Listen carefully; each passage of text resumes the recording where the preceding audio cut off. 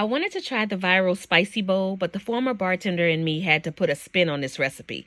So I decided to make a seafood boil as an adult beverage, kind of like a Bloody Mary, but different. So let me tell you a bartending story while I build this drink. One night I was working the bar at Fridays at the airport. We had closed right before a plane landed, and this guy came up to the pull-down gate and asked for a drink. I told him, "We're closed." He was like, "Please let me have a drink." But I was seriously ready to go home. So he says, "Listen, I'm a plastic surgeon. If you let me come in and have a drink or two, I will give you free plastic surgery." I was all of about 27 at the time, and I was like, "I'm not interested in plastic surgery." He said, "You're not now, but you might be one day." I look at him with side eyes and I'm like, goodness gracious, I just want to go home. But I said, you know what? I'm going to take you up on that. So he sits down and I make him a drink and then another. He stays about 30 to 45 minutes. And before he leaves, he takes out a business card and he writes on the back, "One free surgery of your choice," or something like that. I was like, all right, like I'm not one for plastic surgery. I'm pretty okay with who I am. But he was like, "You might feel different later." So I take the card, I put it up, and I don't really think about it again.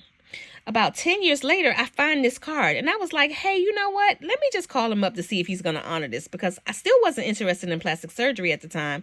But now I'm in my 30s and I'm like, there might be a procedure or two that I might want one day. So I called up his office and I was like, "Hi, I know you don't remember me, but I have your card and you said I could have a free procedure of my choice done sometime in the future."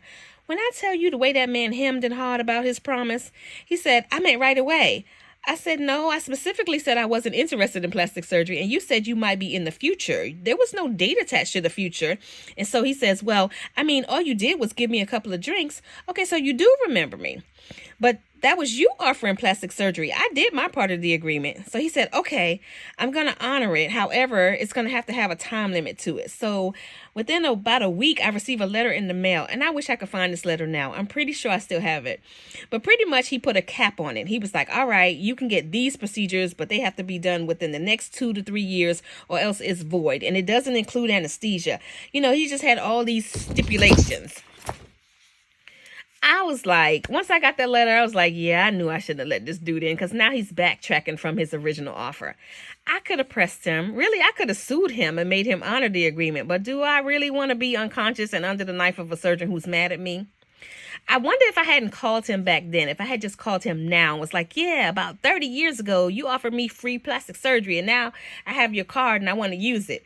I wonder what he would have done. But anywho, this drink came out pretty good. It was very strong, pickly, and spicy. I like eating the crab leg and the moonshine pickle. So try it, see how you like it, and let me know.